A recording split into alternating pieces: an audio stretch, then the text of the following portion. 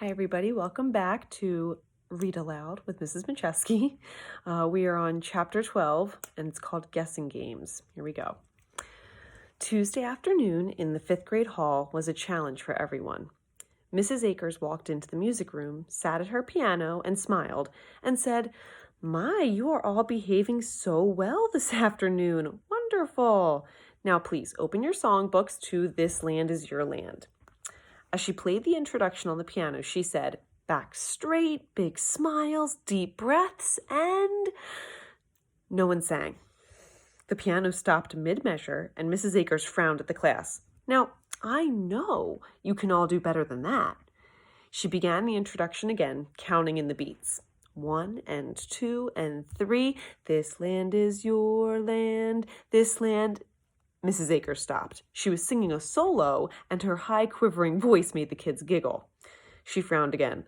"All right, students, this is not funny, and it's not good. We have less than 2 weeks before our Thanksgiving program, and we have no time for this kind of silliness." She pointed a bright pink fingernail around the room. "Brian, Tommy, Anna, every one of you. I want to hear you sing." She banged out the introduction again, and the whole class sang, "This land is..." and then stopped. The piano kept playing, and Mrs. Akers bellowed, "Sing!" And most of the kids jumped in on, "My land from..." and then stopped. After another shouted command, they sang, "The redwood forest..." and that's how the whole song went, chopped up into 3-word bits. And when Mrs. Akers, her face bright red by this point, thumped on her piano and said, "What is wrong with all of you today?" the kids didn't say a word. Like all teachers, Mrs. Akers understood the divide and conquer rule. When you need to get to the bottom of something, you don't ask the whole class. You ask one student. So she pointed at Lena in the front row and said, "Why aren't you singing?" Lena hesitated and then motioned at the kids all around the room and said, "Not talking today." Mrs. Akers said, "What's that supposed to mean? Not talking?" Lena nodded. "Only 3 words." The music teacher was even more puzzled. She pointed at James and said, "Explain." James had trouble expressing himself even under the best conditions. He gulped and took a deep breath. Then he said, "Not words, everyone." A light dawned on Mrs. Akers' face, and still talking to James, she said, "Oh, so is it like that project kids do when they take a vow of silence to protest how there's still slavery in Africa? I read about that. Is that it?" James looked lost. He shook his head. "Hard, explain, not." But Mrs. Akers felt like she had answered the riddle, or maybe partly answered it, and whatever was happening, she decided to be a good sport. Looking around the room, she said, "So tell me, can you all hum? Is humming allowed?" Everyone grinned and nodded like maniacs. "How about clapping? Can you clap in rhythm?" More smiles and nods. "All right then, here we go again." And she ripped back into the piano. 1 and 2 and 3. And 24 5th graders clapped and hummed along as Mrs. Akers played all 7 verses of This Land Is Your Land. Then the whole class giggled and laughed and hummed and clapped their way through the other 4 songs on the Thanksgiving program. And they all survived their first wordless music class. The 5th period gym class was less dramatic than music. News had gotten to most of the teachers that the 5th graders had gone quiet, which didn't bother the gym teacher at all. Tuesday was dodgeball day, so Mrs. Henley appointed the 2 captains, and then the captains picked their teams by pointing, and the first game got underway, all without a word. Dodgeball, which can be pretty serious anyway, seemed especially grim without the talking and shouting. There was the usual grunts of effort and screams of terror, and when 3 or 4 kids with red dodgeballs would silently go hunting for one player on the other team, it was sort of like watching a pack of wolves go after a lone caribou. A motion of the leader's head, a movement toward the prey, and then whack, whack, whomp, dead meat. From the gym teacher's point of view, dodgeball was all about improving reflexes and getting a good large motor skills workout. And to accomplish those goals without any of the taunting and teasing and name-calling, that was just fine by her. Even so, Mrs. Henley watched all 3 games with great interest, and she saw how the kids communicated without words. And she noticed herself pointing and shaking her head and blowing her whistle instead of yelling. It was nice to give her voice a rest. Mr. Burton taught 5th grade reading and language arts. He was puzzled at the beginning of the class right after lunch, and like the music teacher and the science teacher, he asked questions and got 3-word answers. But he kept at it, and after about 5 minutes, he figured out what was going on, or at least part of it. Unlike Mrs. Marlowe, Mr. Burton had a lot of patience and a pretty good sense of humor, and he couldn't see any real problem with having these kids be this well behaved. Anything that got the unshushables quiet was fine by him. Plus, he decided they could all have some fun with this limit of 3 words in a row.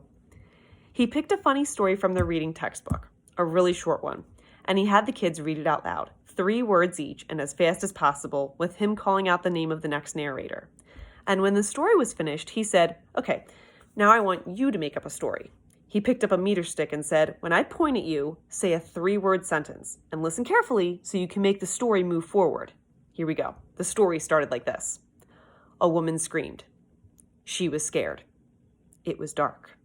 Oh no, snakes. One bit her. Ow, my leg. She limped outside. Her neighbor came. What's wrong? Snakes are everywhere. Are they poisonous? Yes, and smelly. Quick, my car. You saved me. Darn, dead battery. Round and round the room the story went. The poor woman and her neighbor were eventually eaten by the huge orange lizards that came up out of the sewers and ripped the roof off the car. The lizards also ate all the snakes. But then some ugly tulips in the garden grew razor blade teeth and ate the lizards. And then the tulips burped giant burps, which created a tornado that made the Statue of Liberty fall over and crush a tugboat, which made a wave that washed all the way to the White House and got muddy water all over the president's polka-dotted underpants.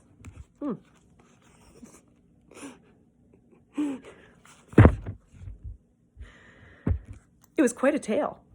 The period ended, and as the students walked quietly out of the room, Mr. Burton got a lot of waves and smiles and thumbs ups. And he waved and smiled back at the kids. No words were needed.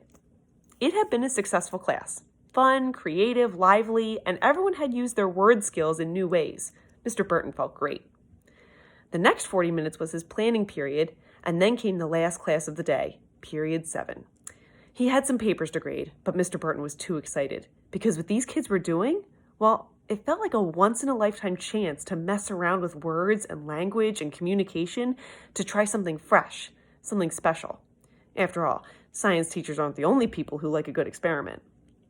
So Mr. Burton sat at his desk, thinking and thinking. Finally, with about 2 minutes before period 7, he got it. A great idea. Plus, he realized that this situation could be useful to him in a totally unexpected way. And as the bell rang, Mr. Burton noticed that he was actually looking forward to his last class of the afternoon. Another proof that this was not an ordinary day. So that's the end of the chapter. I thought that chapter was really cool and really interesting to see the different ways that the teachers reacted to the students and also the different ways that the kids came up with to engage in different communication methods. So I have a discussion question and a challenge for you. The discussion question is, and you can comment below or you can discuss it at home, do you think that by communicating in different ways, the students were able to get their messages across as effectively as if they had been talking normally? And what are some other forms of communication they could have used? So that's my discussion question. My challenge is I really like the activity that Mr. Burton did during his language arts class, where they had to make up a story, but taking turns writing 3 words at a time. So if you have someone at home, or even you could do this with a classmate online or through like a Google Doc, you could write 3 words and then the next person would respond with 3 words and it would keep going, and see if you guys can write a story that way in 3 words at a time. I thought that would be a really interesting challenge. So I will post all of this on my classroom and I look forward to our next read aloud. All right, see you guys later. Bye.